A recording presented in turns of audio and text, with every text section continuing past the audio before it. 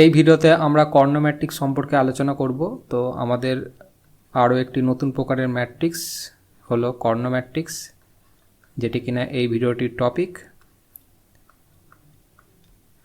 কর্ণ matrix আসার আগে প্রথমে আমরা দেখে নিই আমাদের যে সাধারণ ম্যাট্রিক্সের যে গাণিতিক সমীকরণ, এ যদি একটি ম্যাট্রিক্স হয় এবং এর পদগুলি যদি এ আই জে হয় এবং ম্যাট্রিক্সটির ক্রম যদি m/n হয়, তাহলে এ ম্যাট্রিক্সটিকে আমরা এই সমীকরণে লিখতে পারি, যেখানে আই মানে হচ্ছে এই ইন্ডেক্সটি 1, 2, 3 এই রকম করে করে সে কিন্তু m পর্যন্ত ছোটাছুটি করছে। অপরদিকে জে একইভাবে জেও কিন্তু 1, 2 এই রকম করে করে 3, 4 করে করে n পর্যন্ত সে কিন্তু ছোটাছুটি করছে, যেখানে m এবং n হলো ধনাত্মক পূর্ণ সংখ্যা।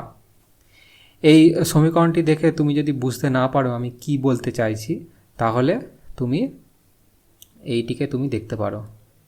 তো এই যে পুরো ঘটনাটি দেখতে পাচ্ছ, এই পুরো ঘটনাটি সংক্ষেপে এইখানে লেখা হয়েছে। এখন আসি বর্গ ম্যাট্রিক্সে, যেটি আমরা আগের ভিডিওতেই আলোচনা করে ফেলেছি। এবং যদি এ ম্যাট্রিক্সটি যদি বর্গ ম্যাট্রিক্স হতো, তাহলে তাকে আমরা এইভাবে লিখতে পারতাম, এ আই জে, এবং বর্গ ম্যাট্রিক্সটির কম যদি m হয়, তাহলে আমরা m/m এই হিসাবে লিখতে পারি, কারণ বর্গ ম্যাট্রিক্সের ক্ষেত্রে সারির সংখ্যা বা স্তম্ভের সংখ্যা কিন্তু দুটোই কিন্তু সমান। এখন একটি বর্গ ম্যাট্রিক্সের উদাহরণে আসি। কেন আসছি একটু পরেই তা বুঝতে পারবে। ধরো এ একটি বর্গ ম্যাট্রিক্স যার ক্রম হচ্ছে 3 এবং তার যে পদগুলি সেগুলি হলো 2, 2, 2, 3, 4, 3, 2, 1, 1। তো এটি একটি বর্গ ম্যাট্রিক্সের উদাহরণ, এবং দেখতেই পাচ্ছ যে বর্গ ম্যাট্রিক্স একটি নতুন ধারণার জন্ম দিচ্ছে, সেটি হলো কর্ণ। কর্ণ মানে যে তুমি এই বরাবর যদি হাঁটো, তাহলে তুমি কর্ণ বরাবর হাঁটছো। এবং তো বর্গ ম্যাট্রিক্সের কর্ণ মানে আমরা এই রাস্তাটিকে বুঝবো। অপরদিকে তোমার মনে প্রশ্নই হতে পারে যে এই বরাবরও তো একটি কর্ণ আমরা পাচ্ছি, তো এটিকে কেন কর্ণ বলা হচ্ছে না?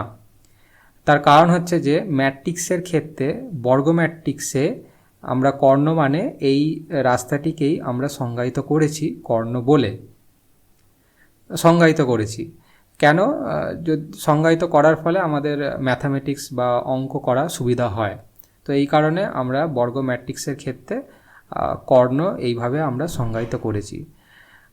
এখন কর্ণ যখন বলছি তখন বুঝতেই হবে তোমাকে যে বর্গ ম্যাট্রিক্স তো সেখানে রয়েছেই, কারণ বর্গ ম্যাট্রিক্স ছাড়া কর্ণের জন্ম সম্ভব নয়। তার কারণ এখানে যদি আমি একটি বর্গ ম্যাট্রিক্স নয় এরকম যদি একটি ম্যাট্রিক্স নিই, তাহলে তুমি বুঝতেই পারবে যে কর্ণ কেন শুধুমাত্র বর্গ ম্যাট্রিক্সের ক্ষেত্রেই থাকে। তো এখানে একটি ম্যাট্রিক্স নিলাম যার সারির সংখ্যা এবং স্তম্ভের সংখ্যা কিন্তু আলাদা একে অপরের থেকে। তো সেই কারণে দেখো এই ম্যাট্রিক্সটির ক্ষেত্রে কর্ণ কিন্তু নেই, মানে কর্ণ এখানে তুমি নির্ধারণ করতেই পারবে না। তো বুঝতেই পারছো যে বর্গ ম্যাট্রিক্স মানেই সেখানে কর্ণ থাকবেই।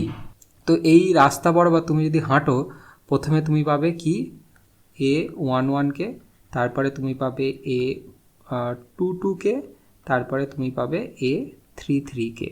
তার মানে কি A11 মানে এই সংখ্যাটিকে বোঝাচ্ছে, A22 মানে এই সংখ্যাটিকে বোঝাচ্ছে, A33 মানে এই সংখ্যাটিকে বোঝাচ্ছে। এখন এই ম্যাট্রিক্সটির ওপর আমি একটি প্লাস্টিক সার্জারি করব। প্লাস্টিক সার্জারিটি কি না, এই কর্ণ বরাবর পদগুলিতে হাত না দিয়ে বাকি যে সমস্ত সংখ্যাগুলি রয়েছে বা পদগুলি রয়েছে এখানে দেখতে পাচ্ছ এবং উপরে দেখতে পাচ্ছ, এই পদগুলিকে আমি একই সাথে শূন্য করে দেব।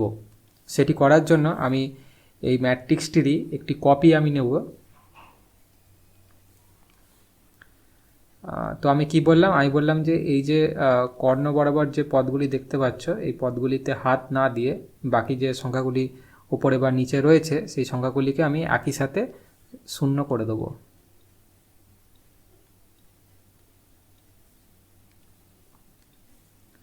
শূন্য, শূন্য, শূন্য, শূন্য, শূন্য, শূন্য। এই যে নতুন ম্যাট্রিক্সটি তুমি দেখতে পাচ্ছ, এটি আসলে একটি কর্ণ ম্যাট্রিক্সের উদাহরণ।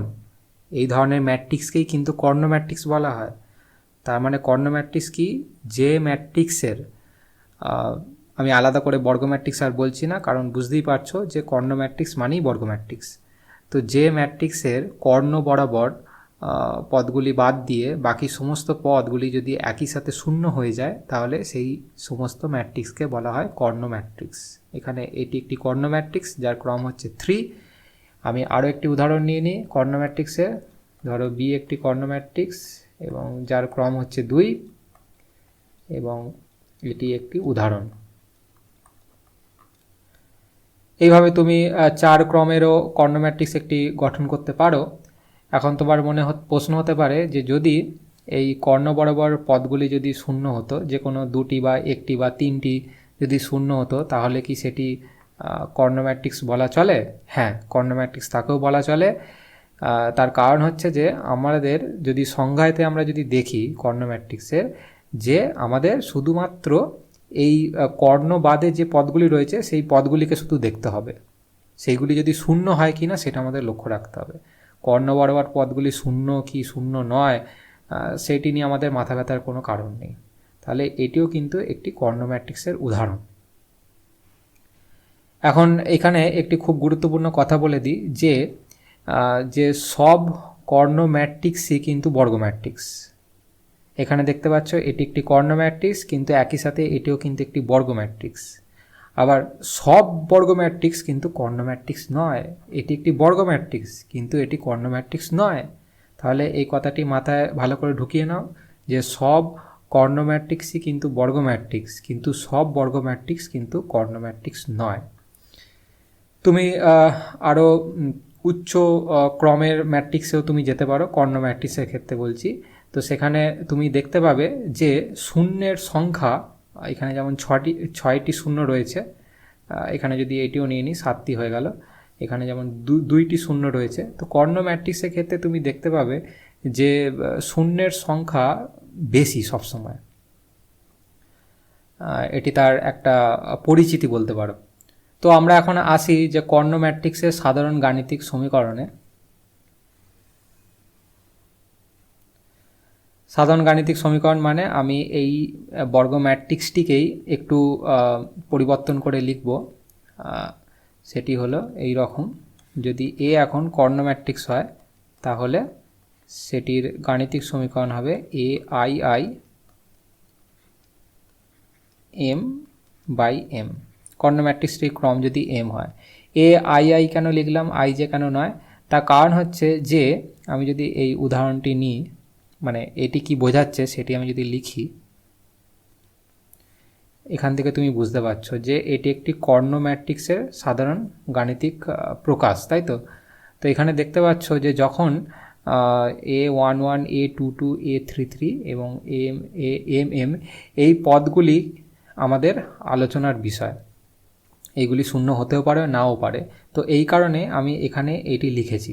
বাকি সমস্ত পদগুলি কিন্তু শূন্য, এটি কিন্তু আমরা জানি। কর্ণ ম্যাট্রিক্স মানেই এই পদগুলি এবং এই পদগুলি কিন্তু শূন্য হবে। তো এই কারণেই আমি এইটিকে এইভাবে লিখলাম। এখন একটি উদাহরণে আসি। উদাহরণ মানে আমি প্রয়োগ দেখব যে কর্ণ ম্যাট্রিক্সের প্রয়োগ আমরা কোথায় করতে পারি। তো একটি উদাহরণ আমি প্রথমে নেব। উদাহরণটি হলো, তুমি ইতিমধ্যে ভেক্টর কি জিনিস তা জেনে ফেলেছ আশা করি। ধরো এক্স অ্যাক্সিস বরাবর যে ভেক্টর আছে সেটিকে আমি এক্স ক্যাপ লিখলাম, এবং ওয়াই অ্যাক্সিস বরাবর আমি ভেক্টরকে ওয়াই ক্যাপ লিখলাম। এইগুলি সব ইউনিট ভেক্টর, এবং জেড অ্যাক্সিস বরাবর আমি ক্যাপ দ্বারা আমি প্রকাশ করলাম। তো এই এক্স ক্যাপকে আমি এইভাবেও লিখতে পারি, এইভাবে আমি লিখতে পারি যে 1 x cap plus 0 y cap plus 0 z cap. কোনো প্রবলেম নেই, এই এক্স ক্যাপকেই আমি এইভাবে লিখতে পারি। একইভাবে ওয়াই ক্যাপকে আমি লিখতে পারি 0 x cap 1 y cap plus 0 z cap, এবং জেড ক্যাপকে আমি একইভাবে লিখতে পারি 0 ওয়াই ক্যাপ এবং 1 জেড ক্যাপ। এখন এই যে জিনিসটিকে লিখলাম এটিকে আমি ম্যাট্রিক্সের ভাষায় লিখতে পারি 1 0 0 এইভাবে। এইটিকে আমি লিখতে পারি 0 1 0। 0 1 0 কেন লিখলাম? এখানে 0 এখানে 0 এখানে 1 এখানে 1 বসালাম, এখানে 0 এখানে 0 বসালাম, এবং একইভাবে এইটিকে আমরা লিখতে পারি 0 0 1। এখন এই যে পুরো ঘটনাটিকে আমি যদি একটি ম্যাট্রিক্সের মাধ্যমে কাউকে বলতে চাই বা প্রকাশ করতে চাই, তাহলে আমরা কিভাবে তা লিখতে পারি। ধরো এ সেই ম্যাট্রিক্সটি যার মধ্যে এই সমস্ত কিছু যে ঘটনাগুলি হলো তার তথ্য কিন্তু এই ম্যাট্রিক্সের মধ্যে লুকিয়ে রয়েছে। আমি এখন ভেক্টর দিচ্ছি না এখানে, সেটিকে আমরা এইভাবে লিখব। এই যে এখানে স্তম্ভটি দেখতে পাচ্ছ, প্রথমে আমি এই বরাবর বসাবো, এই স্তম্ভটিকে মাঝখানে বসাবো এবং এই স্তম্ভটিকে এখানে বসাবো।